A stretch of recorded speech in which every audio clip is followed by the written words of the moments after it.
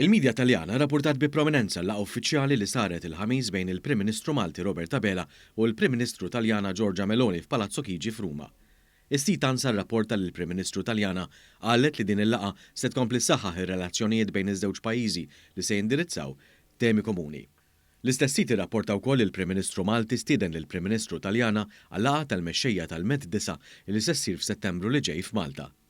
Ġie rrappurtat li l-pjan imsejjaħ ta' Mattei, propost mill-Gvern Taljan, huwa konformi mal-viżjoni ta' pajjiżna ta' kooperazzjoni fil-qasam tal-enerġija mal-Afrika ta' fuq, fosthom fl-enerġija solari u dik ġenerata mir-riħ. It-titlu tar-raj dwar il-laqgħa għolja f'Ruma kien jgħid li Malta u l-Italja se jġeddu relazzjonijiet b'saħħithom li diġà jeżistu bejniethom. Intqal li din il-laqgħa kienet opportunità bejn iż-żewġ mexxejja sabiex iwasslu l-istess messaġġ waqt il-Kunsill Ewropew li se jsir fl-aħħar ta' dan ix-xahar fi Brussell. L-artikli kollha jsemmu l-isfida tal-migrazzjoni u ntqal li ż-żewġ gvernijiet qed jaħdmu flimkien sabiex ibidlu l-mentalità f'dan is-suġġett. Intqal li qablu dwar l-importanza tal-kooperazzjoni mal-pajjiżi Afrikani minn fejn jitilqu l-immigranti.